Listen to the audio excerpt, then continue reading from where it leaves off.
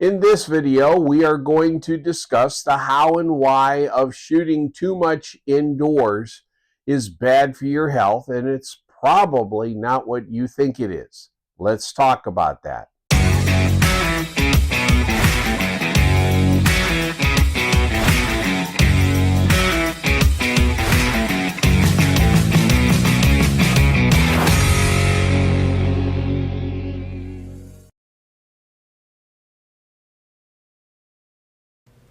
Here's your armed citizen meme of the week. Screen cap it, crop it, and send it to everyone you know.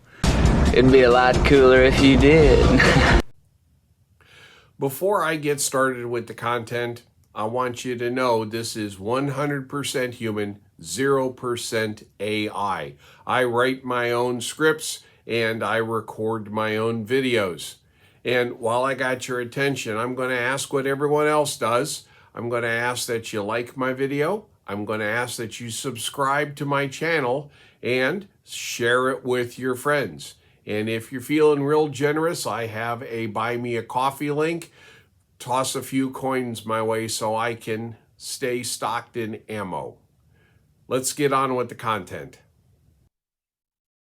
Let me start off with, I'm not a doctor. I don't play one on TV, and I didn't stay at a Holiday Inn Express last night.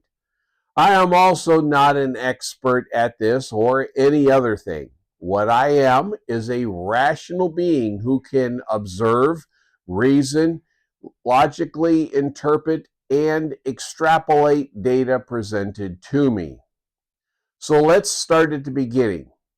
Every time we fire a round of ammunition, we do that by creating a shockwave which ejects the projectile from the barrel.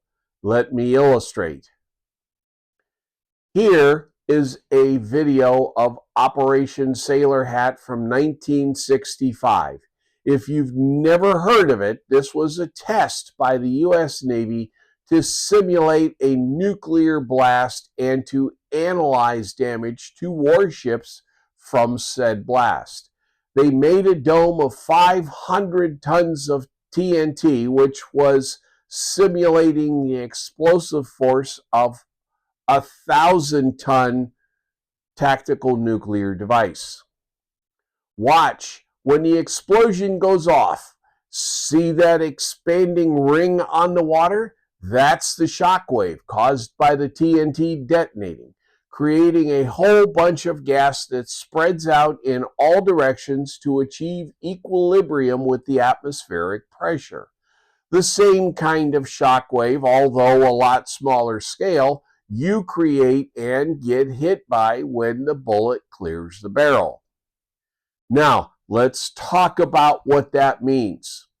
Armies generally learn one lesson per conflict. For the global war on terror, that lesson for the United States military was about TBI, or traumatic brain injury. When the human body is hit by a shockwave, the shockwave rattles the brain in the skull.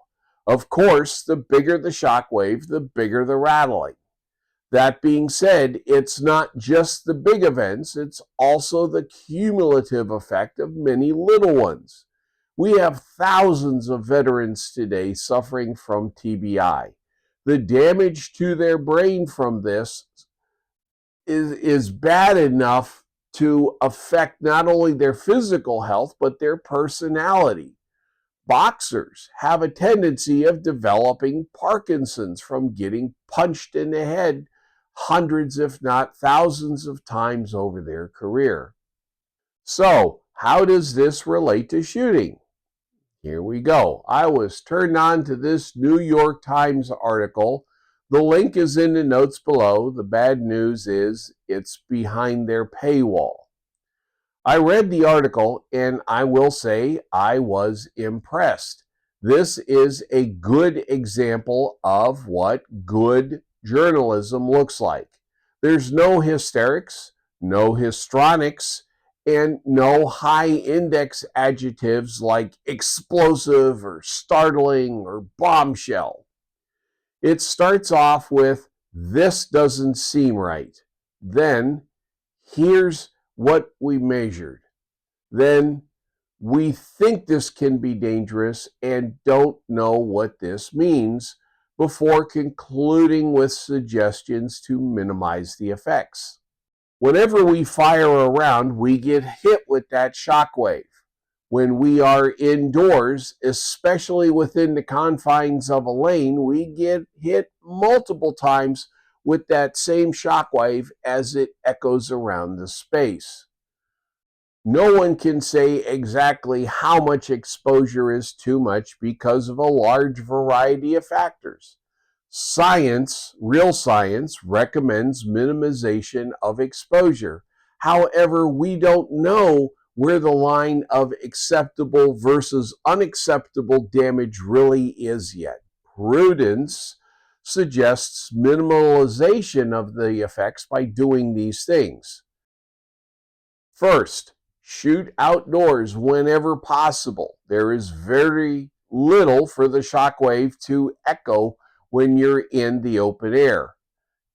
2, limit the number and scope of indoor sessions. If you're going twice a week now, consider once a week or twice a month. Also, fire less rounds during each session.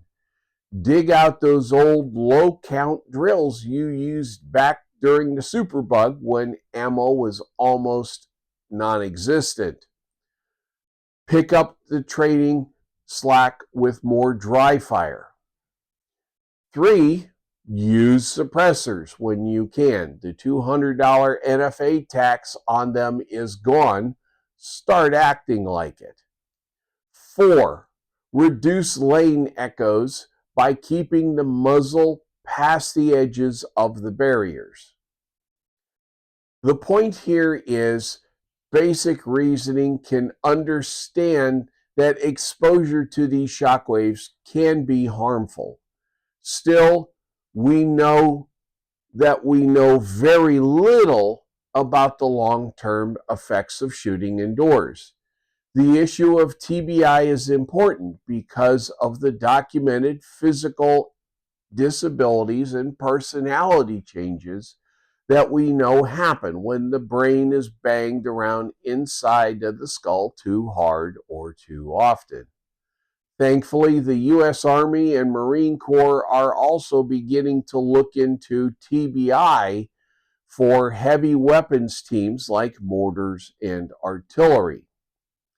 In the end, we have no idea on the scale of damage shooting indoors entails. We don't know where the too much line is, and it is probably different for everyone. Frankly, this could be a nothing burger, or there could be at least some truth to this. My only advice here is to act prudently and treat yourself like you're going to live 20 years more than you think you will. In other words, take care of your brain and body now so you don't spend your last years in a broken down body, which you should be doing already. Stay safe, stay bullet free. Tell your family you love them every chance you get. Y'all have yourselves a wonderful day. If you made it this far, thank you. If you liked this content, please hit the like button to show your support. Help me get the word out by subscribing to my channel, and don't forget to turn notifications on so you know when I post new content. If you think this content would help your friends, the share button helps you get it out to your social media. Comments mean a lot to me, good or bad. Please leave one. All right, go forth and have a most excellent day.